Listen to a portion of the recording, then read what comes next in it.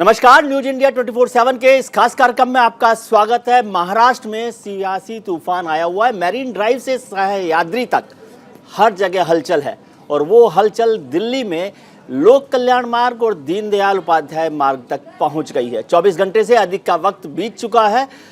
इस तूफान ने महाराष्ट्र की महाविकास आघाड़ी सरकार की नींव को हिला दिया है। जिन शिव सैनिकों को बाला साहब ठाकरे ने एक डोर में बांध कर रखा था, उस डोर की गांठ उद्धव ठाकरे के हाथ में आने के बाद ढीली पड़ती गई। शिव सैनिक अब बागी हो गए लगते हैं। ठाकरे परिवार का वर्चस्व खत्म होता लग रहा है। हम आपको टीवी स्क्रीन पर महाराष्ट्र की सियासत से जुड़ी 3 महत्वपूर्ण तस्वीरें दिखा रहे हैं। पहली तस्वीर शिवसेना के बागी विधायकों के सूरत से गुवाहाटी तक पहुंचने की है। ये विधायक जो है सूरत पहुंचे थे पहले और फिर आज आधी रात को वहां से चले और सवेरे पहुंच गए गुवाहाटी। दूसरी तस्वीर एकनाथ शिंदे की ओर से जारी उस वीडियो की है जिसमें सभी बागी विधायक दिखाई दे रहे हैं। इन विधायकों की संख्या उस समय, ये जो वीडियो है वो सूरत का है जिसमें 35 विधायकों की संख्या बताई जा रही है जो एकनाथ शिंदे के साथ है। और तीसरी तस्वीर में आप देख रहे हैं कि सभी विधायक एकनाथ शिंदे के समर्थन में दस्तखत कर रहे हैं। इस बीच खबर यह भी है कि महाराष्ट्र के राज्यपाल भगत सिंह कोश्यारी अस्पताल में भर्ती हो गए हैं। वो कोरोना संक्रमित बताए जाते हैं। फिलहाल गोवा के राज्यपाल को महाराष्ट्र का अतिरिक्त प्रभार दिया गया है।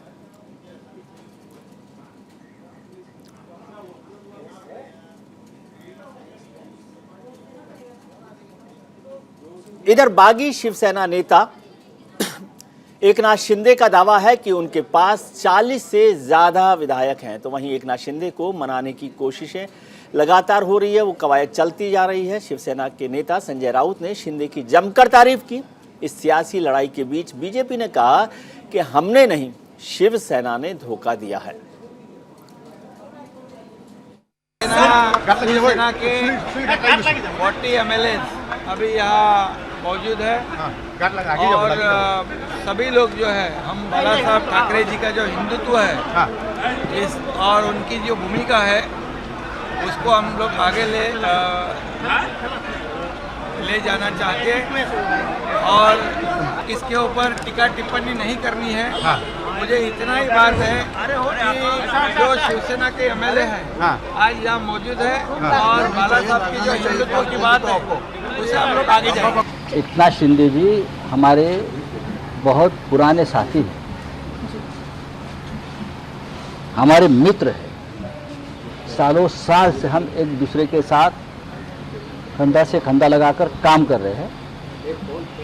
उनको भी इतना आसान नहीं है पार्टी छोड़ना और हमको भी इतना आसान नहीं है उनको छोड़ना। हमारा डायलॉग चल रहा है। आज सुबह भी मेरी एकनाथ शिंदे जी से बातचीत चल रही थी। आज सुबह हम दोनों ने 1 घंटा बातचीत की है। यहाँ से जो बातचीत हुई इस बारे में मैंने पार्टी चीफ को बताया है। कोई बात छुप कर नहीं रहती है। वापस एक बार बात हो जाएगी। उनके साथ जो विधायक है उनसे भी हमारी बातचीत चल रही है। सभी शिवसेना में है, शिवसेना में रहेंगे। केवल लार्जेस्ट पार्टी ऐसा नहीं है। 2019 असेंबली चुनाव में जनता ने वोट दिए, देवेंद्र जी का नेतृत्व का सरकार के ऊपर भरोसा रख करके वोट दिए। शिवसेना को भी किसको नेतृत्व में वोट मांग लिए वो लोग? देवेंद्र जी का नेतृत्व का सरकार का बारे में भाषण करके वोट मांग लिए। वोट दिए, जनता ने वोट दिए देवेंद्र जी के नेतृत्व का ऊपर भरोसा रख करके। जनता ने वोट दिए मोदी जी के ऊपर भरोसा रख करके।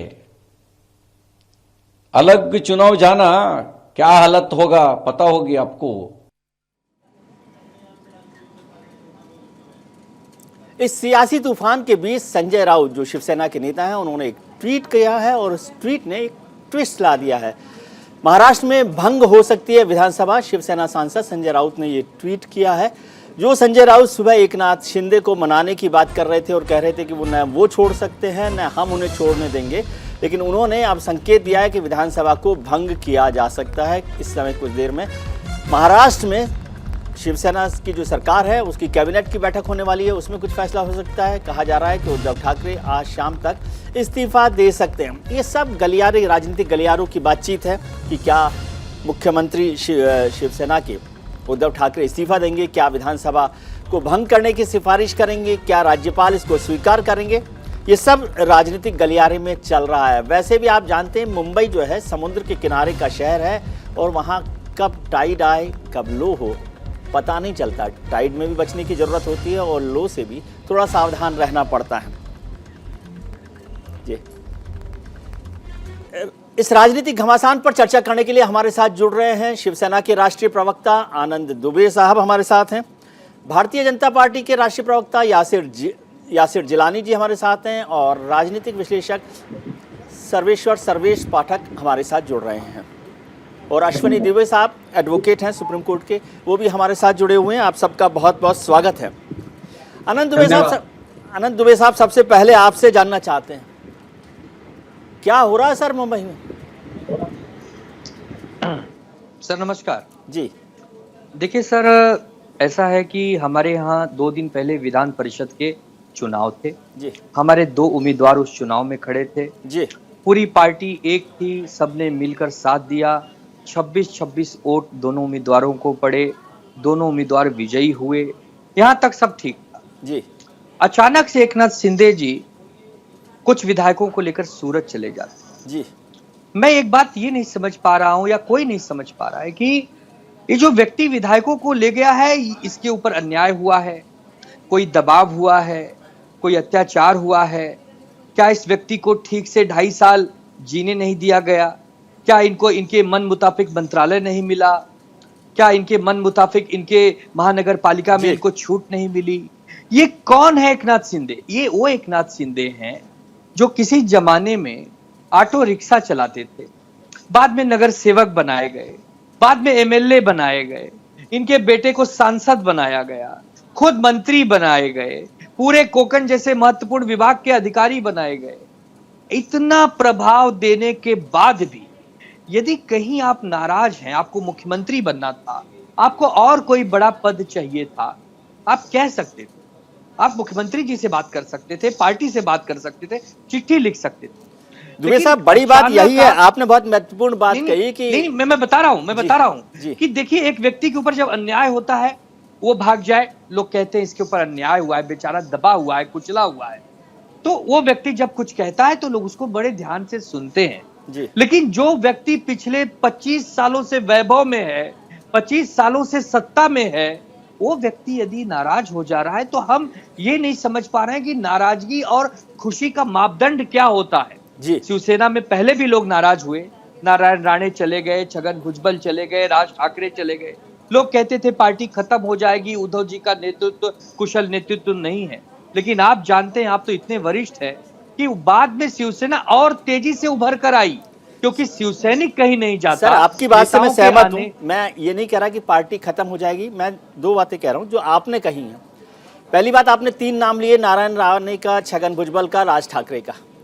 तीनों लोग नाराज हुए क्योंकि लीडरशिप ने उनको सुना नहीं और इसलिए वो पार्टी छोड़कर चले गए। दूसरी बात, आपने कहा कि ये इनकी सुनवाई नहीं हो रही थी, वो कह सकते थे, चीफ मिनिस्टर से बात कर सकते थे।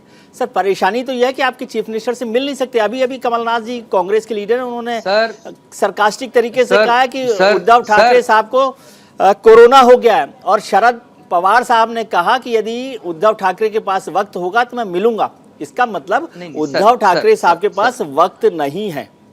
सर मैं एक चीज यहाँ पर क्लियर कर दूं जी। एकनाथ शिंदे उस नेताओं में से हैं, 2nd नंबर कैडर के बड़े नेता हैं, जो उद्धव जी से आधी रात को मिलते थे, दिन में 10 बार मिलते थे। वो एक परिवार के सदस्य के समान थे। ये कोई साधारण नगर सेवक नहीं थे, कोई शाखा प्रमुख नहीं थे कि 4 दिन का अपॉइंटमेंट मिले फिर उद्धव जी से मिलना था। ये रोज मिलने जुलने वाले लोग थे। सर मैं वही बार बार कह रहा हूं सबके माध्यम से कि क्या मन दुख आपके मन में है अभी भी स्पष्ट नहीं कर रहे हैं, बल्कि आप हमें एक सगुफा दे रहे हैं कि हिंदुत्व जी। नहीं सर, मेरे को एक बात समझ में आई जी का आनंद जी, एक बात समझ में आई मुझे। आपने जिस तरह से विश्लेषण किया एकनाथ शिंदे साहब का, उससे समझ में आया कि अब दोस्ती थोड़ी खत्म हो गई है, दूरियां बढ़ गई हैं, ये तो समझ में आ रहा है मुझे। ठीक है, अब आगे बात करेंगे। यासिर जिलानी साहब हमारे साथ जुड़े हुए हैं, भारतीय जनता पार्टी के प्रवक्ता है, राष्ट्रीय प्रवक्ता है। जिलानी साहब, कितनी बार कोशिश करेंगे सरकार गिराने की? इससे बढ़िया चुनाव ही जीत जाते, बना लेते बहुमत के साथ सरकार। ये इधर उधर सब जगह, मध्य प्रदेश, महाराष्ट्र, भोपाल, सब जगह इसी तरह से करेंगे? विजय जी, आप तो बेहद वरिष्ठ पत्रकार हैं और आपकी पत्रकारिता का क्या कहना। अरे सर, आप सारी चीजों को बहुत जमीन स्तर से लेके ऊंचाई तक की जो प्रकाष्ठा है उसको आप समझ रखते हैं। ये बताइए कि जब चुनाव हुआ, जनरल इलेक्शन महाराष्ट्र में, किसके नाम पे चुनाव हुआ जी? किसके नाम पे महाराष्ट्र के लोगों ने मुहर लगाई?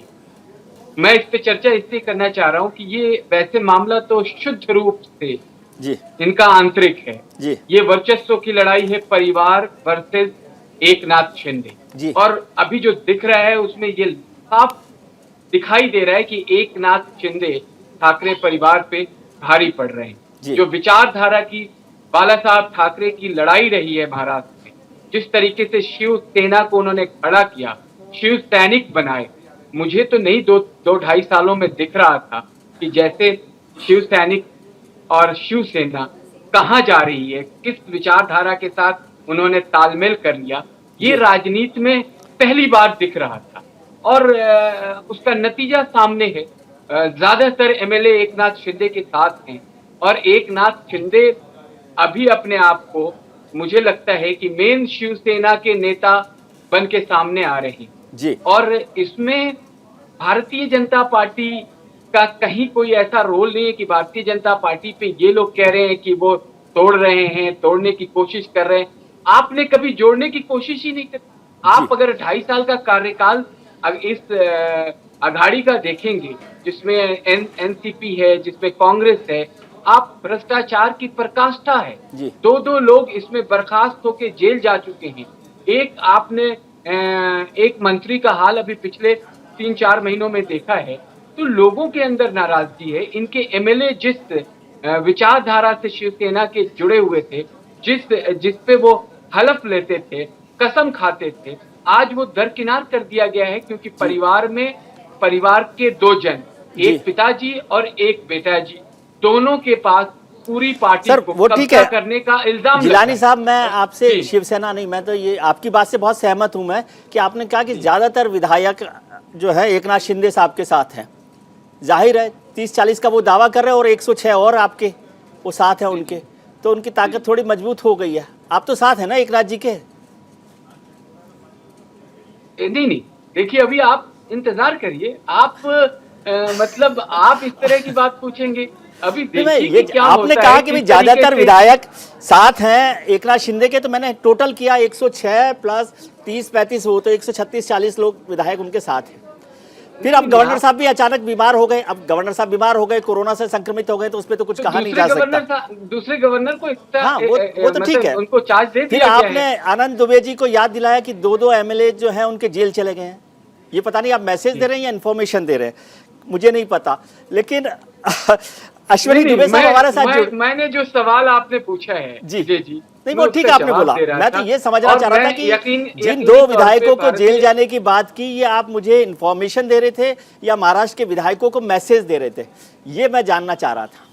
नहीं, मैं तो आपके सवाल का जवाब दे रहा था और जो इतिहास में घटी हुई घटना है, ठीक है, उसको इस संदर्भ में जोड़ने की कोशिश कर रहा था कि महाराष्ट्र के जनमानस को ये भी समझ में आती है बात कि जिन लोगों को उन्होंने चुन के भेजा था, वो एक ईमानदार सरकार फडणवीस जी के नेतृत्व में चाहते थे, लेकिन धोखा दिया उस वक्त शिव सैनिक ने, क्योंकि उनको उद्धव ठाकरे जी को लग रहा था कि उन्हें अब मुख्यमंत्री अगर वो अब नहीं बने तो राजनीति में वो कभी मुख्यमंत्री नहीं बन पाएंगे। आपकी बात में सर आपकी बात में बिल्कुल समझ गया। वो जो धोखे की फांस है वो अभी तक चुभी हुई है। सर्वेश जी के पास मैं जाऊं, लेकिन उससे पहले अश्विनी दुबे साहब से मैं समझना चाहता हूं, एडवोकेट है सुप्रीम कोर्ट के। दुबे साहब, अभी जो सिनेरियो है उसमें क्या आप कॉन्स्टिट्यूशनल पॉसिबिलिटीज देखते हैं? क्या आपको लगता है कि यदि अभी, वैसे तो कैबिनेट की बैठक में फैसला आ जाएगा, यदि विधानसभा भंग होने की सिफारिश होती है तो क्या उसे स्वीकार करने के लिए बाध्य होंगे गवर्नर, या वो कहेंगे कि अभी आपके पास बहुमत नहीं है? क्या है संभावनाएं? आप मुझे थोड़ा सा कॉन्स्टिट्यूशनली समझाइए। गवर्नर को संविधान के अनुच्छेद 174 में जो पावर्स हैं वो विधानसभा भंग करने के कुछ कारक होते हैं, तभी वो एक्सेप्ट करते हैं जब कोई भी पार्टी क्लियर बहुमत साबित करने की स्थिति में नहीं। जी। अब यहाँ पर जो लार्जेस्ट पार्टी है, जो बीजेपी है, ऐसे सिनेरियो में जब पब्लिक डोमेन में बातें आ गई हैं कि 35 से 40 एमएलए महाविकास आघाड़ी के जो समर्थन में थे, शिवसेना के मेन बूथ से अलग होकर के जो कह रहे हैं हम नहीं, पब्लिक डोमेन से निश्चित तौर पर जो लार्जेस्ट पार्टी है जैसे ही वहां गवर्नर के सामने अपनी इच्छा व्यक्त करती है कि आप फ्लोर टेस्ट करवाइए, तो गवर्नर फ्लोर टेस्ट करवाएंगे। और फ्लोर टेस्ट करवाने के 4 प्रिंसिपल्स होते हैं। पहला प्रिंसिपल ये होता है कि जो इनकम्पेंट गवर्नमेंट है वो सपोर्ट है उसके पास मेजॉरिटी का स्टेट लेजिस्लेटिव में नहीं या नहीं। दूसरा, अगर गवर्नर के सेटिस्फैक्शन में ये बात आती है कि जो इनकम्पेंट गवर्नमेंट है वो इंजॉय नहीं कर रही है सपोर्ट, तो निश्चित तौर पर लोकतांत्रिक प्रक्रिया के तहत जल्दी से जल्दी फ्लोर टेस्ट करवाना संवैधानिक दायित्व होता है गवर्नर के ऊपर। तीसरा जो प्रिंसिपल है वो ये है कि जो पॉलिटिकल पार्टी मैक्सिमम वहां पर जिसके पास मैक्सिमम नंबर है, अगर वो दावा पेश करती है तो उसका मौका देना चाहिए। और चौथा, floor test shortest possible where में सुप्रीम कोर्ट ने कहा होना चाहिए। और कुमार स्वामी के केस में, कर्नाटका केस में भी कहा, पुडुचेरी के केस में भी कहा, गोवा के केस में भी कहा, मध्य प्रदेश के केस में भी आपने देखा, और इसी महाविकास आघाड़ी गवर्नमेंट के केस में 2019 में कहा। जी, 2019 में भी इस बात का जिक्र किया गया। और अब राज्य, लेकिन एक बात समझाइए दुबे साहब कि अभी तो ये सरकार जो है बहुमत वाली सरकार है, उसके पास अपना मेजोरिटी एंजॉय कर रही है उद्धव ठाकरे साहब जो है आज की तारीख में, जब तक फ्लोर पर नहीं आता, तो क्या वो इस बात के लिए गवर्नर को बाध्य कर सकते हैं कि I am enjoying the majority in this government and I am advising to dissolve the house? वो अनकॉन्स्टिट्यूशनल रिकमेंडेशन हो जाएगी टू डिसॉल्व द हाउस, क्योंकि गवर्नर एम्पावर्ड है कॉन्स्टिट्यूशन। एक ब्रेकिंग न्यूज आ रही है कि महाराष्ट्र में कैबिनेट की बैठक शुरू हो गई है, जिसमें आगे की जो संभावनाएं हैं, आगे की जो राजनीतिक स्थिति है, उस पर विचार हो रहा है। और हो सकता है कि जो मुख्यमंत्री हैं और महाराष्ट्र सरकार की जो कैबिनेट है वो आगे की रणनीति तय करे कि आगे कैसे चलना है, क्या प्रस्ताव करना है, क्या विधानसभा को भंग करने की सिफारिश की जा सकती है या कोई और कदम उठाया जा सकता है। इस पर जो है बातचीत करेंगे। बताया जा रहा है कि सीएम जो है उद्धव ठाकरे वो खुद भी कोरोना संक्रमित हैं, तो वो वर्चुअल मीटिंग में इसमें हिस्सा लेंगे। लेकिन बहुत जल्दी ही इस बारे में खबर आ जाए कि कैबिनेट की बैठक में क्या फैसला होता है, उसके आगे का कदम उठाएंगे। जी दुबे साहब, सॉरी।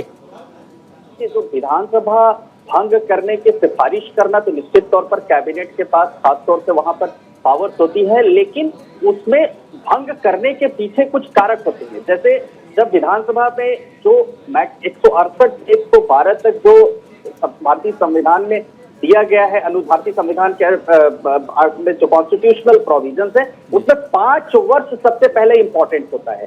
5 वर्ष से पहले अगर कोई विधानसभा भंग करने की सिफारिश करता तो उसका ठोस प्रमाण होना चाहिए। और ठोस वजह, अगर उसके पहले गवर्नर के सामने ऑलरेडी एक पार्टी का लेटर चला गया, किसी भी माध्यम से हम गवर्नमेंट फॉर्म करने के लिए तैयार हैं, तो मेजॉरिटी जो पार्टी एंजॉय कर रही है वो अगर भंग करने की सिफारिश करती भी है तो यह नहीं माना जाएगा कि वो कॉन्स्टिट्यूशनल है, वो पॉलिटिकल मोटिव के तहत माना जाएगा। नंबर 2 सबसे पहले यह है कि जब पूर्ण बहुमत या तो दिखाए कि किसी पार्टी के पास नहीं है, तो यहाँ फ्लोर टेस्ट में ना जाना इन 40 विधायकों का भी ये साबित करेगा कि 40 या 35 विधायक जितने भी एकनाथ शिंदे लेड फैक्शन जो शिवसेना का है, उसमें भी ये साबित होगा कि जो वहां पर जितने मौजूद होंगे वही तय करेंगे कि कौन होगा लेजिस्लेटिव पार्टी का लीडर और कौन सी पार्टी फॉर्म करेगी। तो ऐसा कम जी सर्वेश्वर सर्वे साहब, आपके पास आखिर में मैं इसलिए आया कि मैं आपसे समझ सकूं कि ये पूरा जो गड़बड़ झाला है सूरत में, जो जिस तरह से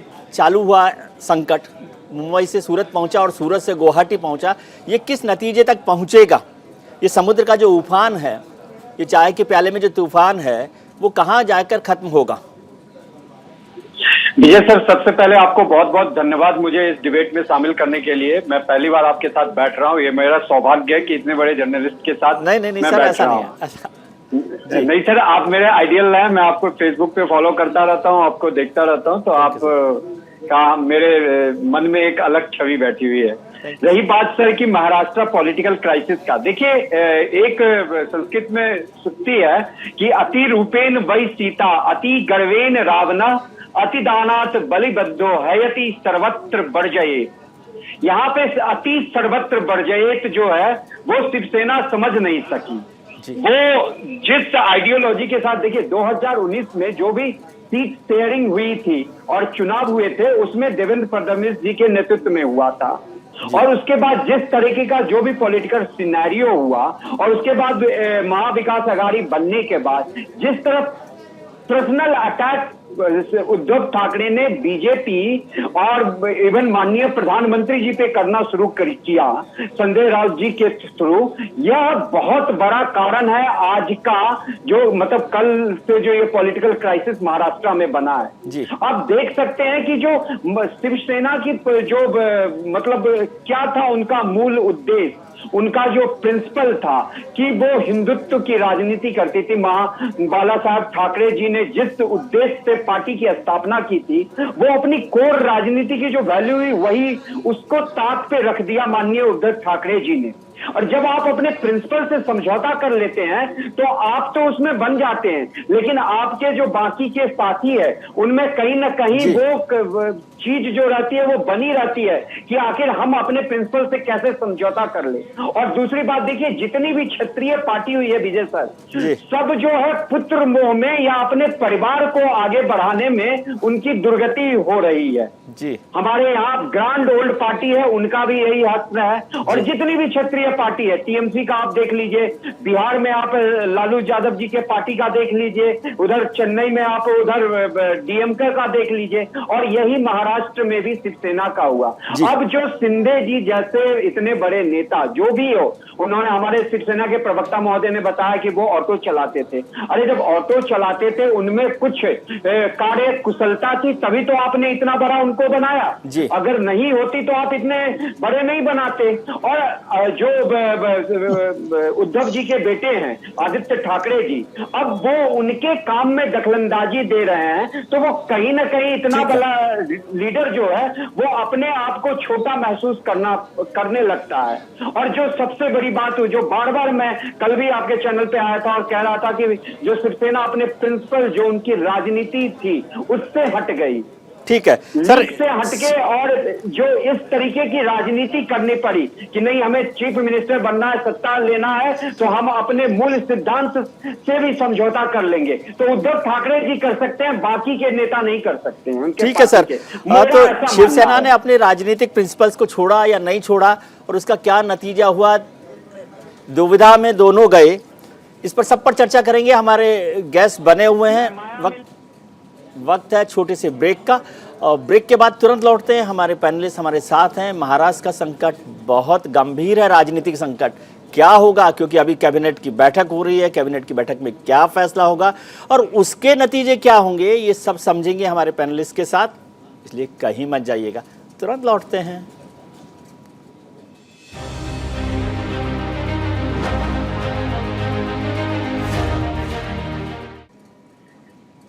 ब्रेक के बाद आपका एक बार फिर स्वागत है। हम चर्चा कर रहे हैं महाराष्ट्र के राजनीतिक संकट की। मुंबई में इस समय राजनीतिक घमासान मचा हुआ है और उसकी धमक, उसकी आवाज़, उसकी गूंज दिल्ली तक सुनाई दे रही है। दिल्ली में भी राजनीतिक शतरंज बिछी हुई है, मोहरे रखे जा रहे हैं, मोहरे बदले जा रहे हैं।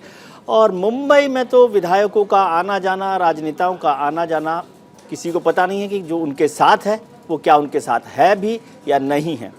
लेकिन ये पहली घटना नहीं है। शिवसेना की जब सरकार जब इस समय चल रही है, उससे पहले जब चुनाव हुए थे 2019 के नवंबर में, तो उस समय भी ऐसा ही खेला हुआ था। 23 नवंबर 2019 को देवेंद्र फडणवीस ने कर दिया था बड़ा खेल। शरद पवार के भतीजे अजीत पवार को तोड़कर उन्होंने बना ली थी सरकार। वो सरकार सुबह सुबह बनाई गई थी जब जो उस समय राज्यपाल थे, जो आज भी राज्यपाल हैं, भगत सिंह कोश्यारी, उन्होंने शपथ दिलवाई थी फडणवीस सीएम, जबकि पवार ने डिप्टी सीएम पद की शपथ ली थी। हालांकि शरद पवार ने फडणवीस के खेल पर पानी फेर दिया था। 30 नवंबर तक बहुमत साबित करने का मौका मिला था, वक्त दिया गया था, लेकिन वो सरकार नहीं चल पाई। यासिर जिलानी साहब, जी, नवंबर तो आपको याद ही है, अभी बहुत दूर तो हुआ नहीं जी। वो सरकार तो आपके हाथ में आ गई थी, वो चली गई। वो एक कहावत दिल्ली में पता नहीं क्या कहते हैं, छीका टूट गया था। अब ये छीका तो बार बार टूटता नहीं है। देखिए, जो अभी की क्राइसिस है उस पे अगर हम ध्यान दें तो अभी किसी चैनल पे एकनाथ शिंदे जी ने अपना इंटरव्यू दिया है और उन्होंने कहा है कि मैं अपने विधायकों के साथ हूं, मैं किसी के संपर्क। और एक चीज और, एक महत्वपूर्ण बिंदु और आप समझिए कि ये जो वर्क फ्रॉम होम, दुनिया की सबसे लंबी वर्क फ्रॉम होम वाली जी क्या है, एक महत्वपूर्ण बिंदु और बताया अभी किसी ने कि उद्धव ठाकरे जी मिलते ही नहीं किसी से, अपने नेताओं से नहीं मिलते। एकनाथ शिंदे जी का ये भी एक बड़ा प्रश्न है और तमाम जो एमएलए उनके साथ है, जो 46 एमएलए का वो दावा कर रहे हैं, मुझे लगता है कि अब 100% उनके साथ एमएलए हैं और ठाकरे परिवार बिल्कुल अलग थलग पड़ गया है। धीरे धीरे तस्वीर सामने होती जा रही है और मुझे लगता है कि आज शाम और कल तक आपके सामने सारी बातें क्लियर हो जाएंगी। जो ये सूत्रों से छन के खबर आ रही है विजय जी, वो तो आपके पास तमाम चीजें आज शाम तक क्लियर एकदम आ जाएंगी। लेकिन महाराष्ट्र के जनता के लिए, महाराष्ट्र के जनमानस जो चाहती थी कि एक बेहतरीन सरकार के नाम पे उन्होंने वोट किया था, जो फडणवीस की सरकार थी। फडणवीस जी ने 5 साल महाराष्ट्र में बेहद शानदार डेवलपमेंट का काम किया, लोगों को एक तरीके से अंतिम व्यक्ति तक जो लक्ष्य था सरकार का, जो हमारी स्कीम थी उसको पहुंचाने की 100% कोशिश करी थी, उसमें कामयाबी मिली और फिर दोबारा से लोगों ने उनपे। जिलानी साहब, आपने कहा कि शाम तक सारी चीजें क्लियर हो जाएगी, बिल्कुल आपकी बात से मैं सहमत हूं कि हो सकता है कि शाम तक क्लियर हो जाए, लेकिन मैं क्या थोड़ा सा बेसब्र आदमी। और आपने कहा कि वहां पर एकनाथ शिंदे के साथ जो विधायक हैं उनसे कोई संपर्क नहीं है। आपके एक मित्र हैं मोहित अंबुज, है कोई है क्या मोहित साहब? जी हमारे अंबुज साहब, मोहित अंबुज साहब, वो रेडिसन ब्लू में है गुवाहाटी में। अब ये तो देखिए, आपकी पत्रकारिता पे मैं सवाल ही नहीं कर सकता हूँ कि आपकी जानकारी कैसे आई है। मुझे लगा कि आपको फोन किया हो जिलानी साहब को कि भाई मैं पहुंच गया हूँ। युवा मोर्चा के एक कार्यकर्ता हैं और उनके संपर्क वहाँ के नेताओं से होंगे, उनका कुछ व्यवसाय भी है। क्योंकि जिलानी साहब के बहुत संपर्क हैं पार्टी के नेताओं से, तो मुझे लगा मोहित साहब ने फोन किया होगा आपको कि भाई मैं पहुंच गया। मुझे जो सब्जेक्ट दिया जाता है, एक कार्यकर्ता होने के नाते उस सब्जेक्ट पे रिसर्च करके आपके सामने आपके जो तीखे, तार्किक और बहुत ही ऐसे सवाल होते हैं, उसकी जवाब देने की कोशिश भर है हमारी। तो कोशिश नहीं सर, मैं और उसमें दिन भर लगे रहते हैं। मैं आपसे ज्ञान हासिल करने की कोशिश करूं। अनंत दुबे साहब, ये बताइए, बात हो रही है जो एकनाथ शिंदे साहब ने भी कही, जिलानी साहब ने भी कही और लोगों ने भी कही कि शिवसेना ने जो अपना प्लैंक था, अपना जो पूरा एजेंडा था हिंदुत्व का, उसको छोड़ दिया। मैं ये नहीं कह रहा कि आपने सत्ता के लिए छोड़ा कि नहीं छोड़ा, ये तो आपको पता होगा, लेकिन आपने छोड़ दिया, उसकी वजह से ये संकट हुआ है। और शिंदे साहब ने के बाद मेरे को किसी मित्र ने कहा कि वो दुविधा में दोनों गए, माया मिली ना राम। अब राम को आपने छोड़ दिया, हालांकि आदित्य जी गए थे अयोध्या, दर्शन करके आ गए, लेकिन हनुमान चालीसा से आप नाराज होते हैं, राम को छोड़ देते हैं, माया जाने वाली है।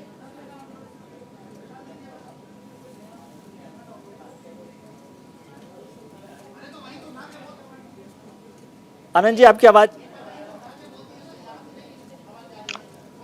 15 जून को आदित्य ठाकरे जी के नेतृत्व में हम सब अयोध्या गए जी, श्री राम भगवान का हमने दर्शन किया। देखिए, इस पूरे घटनाक्रम में हम पर एक आरोप बार बार लगते आए कि हमने हिंदुत्व छोड़ दिया जी। कुछ लोग कहते हैं कि धृतराष्ट्र की तरह हमारी स्थिति है, हमने हिंदुत्व को छोड़ दिया है। लेकिन जैसे ही बीजेपी के साथ आप आओगे, एक सर्टिफिकेट आपको देंगे कि आपने फिर हिंदुत्व पकड़ लिया है। वो सर्टिफिकेट देने के लिए एक पार्टी बैठी है, वो कहती है कि हम सर्टिफिकेट देने के लिए अथोराइज्ड हैं, गवर्नमेंट ऑफ इंडिया ने हमें अथोराइज्ड किया है। ठीक है विजय जी। दूसरा सवाल, अभी बहुत सारे हमारे प्रवक्ता हम पर आरोप लगा रहे थे, मैं एक सवाल पूछना चाहता हूँ। एकनाथ शिंदे विधायकों के साथ गुजरात के ली मेरिडियन होटल में गए, बीजेपी दूरी बनाए हुए है। एक संजय कुटे नाम का एमएलए 24 घंटा वहां रहा, लेकिन बीजेपी दूरी बनाए हुए। एकनाथ शिंदे जो बचपन से गुवाहाटी आते जाते हैं, उनका बचपन से रिश्ता रहा है असम से, वो असम जाते हैं, बीजेपी दूरी बनाए हुए है। तो बीजेपी एक संत और महात्मा है जो कि बिल्कुल राजनीति में सत्ता। एक मिनट शांत रहिए। जब आप बोल रहे थे तो मैं इतने परिवार के नंबर, आनंद जी को बोले। आज जिलानी साहब, आनंद जी को बोलने दीजिए, फिर आप बोलिएगा। धीरज रखिए, आप अति उत्साहित न होइए, धीरज धरिए जी। तो बीजेपी एक महात्मा, संत और बहुत ही विवेकशील पार्टी है। उन्हें सत्ता का लालच नहीं होता है विजय जी, वो तो बहुत ही दूर से ये सब देख रहे हैं जी। और अभी आपने जिक्र किया मोहित कंबोज। हाँ। मोहित कंबोज बीजेपी युवा मोर्चा के अध्यक्ष रह चुके हैं, एक बड़े बिजनेसमैन हैं जिनके ऊपर बहुत सारे केसेस अभी चल रहे हैं, पेंडिंग हैं। ठीक है, अब मोहित जी वहां क्या कर रहे हैं मैं तो नहीं जानता, जिलानी जी अच्छे से बताएंगे जी।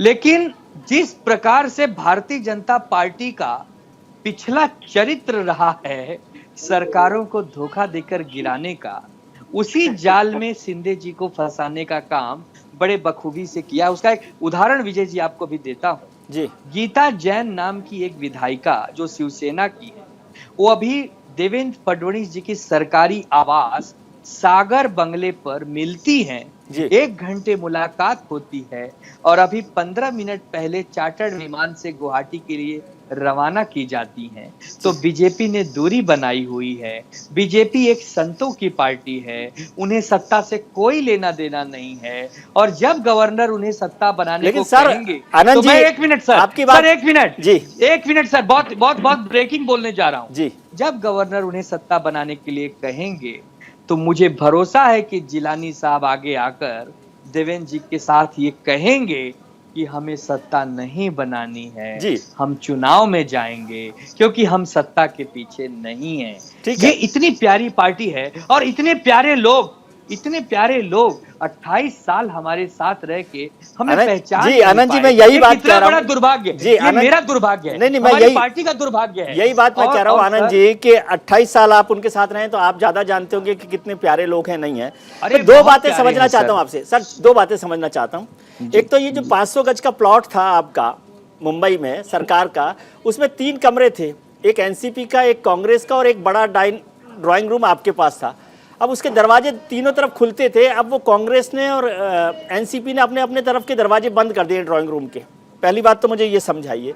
दूसरी बात ये क्या जीता कि मैं तो वही खिलौना लूंगा। 106 एमएलए थे भारतीय जनता पार्टी के पास और मुख्यमंत्री उद्धव ठाकरे बनना चाहते थे और फिर उद्धव ठाकरे ने कहा एकनाथ शिंदे को कि आप बनना चीफ मिनिस्टर, लेकिन फिर पता नहीं क्यों हुआ कि नहीं ठीक है। 2019 में पहले लोकसभा का चुनाव हुआ, दोनों ने पार्टी ने मिलकर चुनाव लड़ा। उसके बाद विधानसभा के चुनाव के पहले अमित शाह जी मातोश्री आए, बंद कमरे में एक बैठक हुई जिसमें देवेंद्र फडणवीस जी भी थे।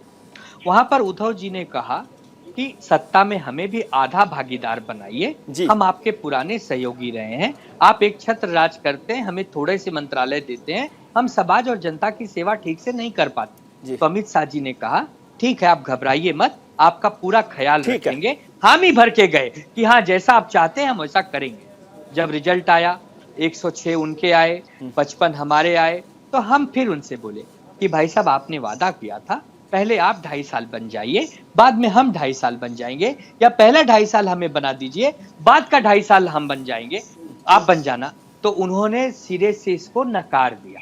उन्होंने कहा देखिए ऐसी कोई बात नहीं हुई थी और अगर हुई भी होगी तो हमें याद नहीं है। सर अगर मातोश्री जैसे मंदिर में कोई बात कह के आप झुठला देते हो तो आप पे हम क्या भरोसा करें। और विजय जी अभी 2 मिनट पहले आपने एक तस्वीर दिखाई देवेंद्र जी और अजीत दादा की, आपने अच्छा नहीं किया। जिलानी साहब को बहुत तकलीफ हुई होगी, क्यों मालूम है, वो अच्छी तस्वीर नहीं थी, वो प्रेम था, वो धोखा नहीं था शिवसेना के पीठ में, वो तो प्रेम था।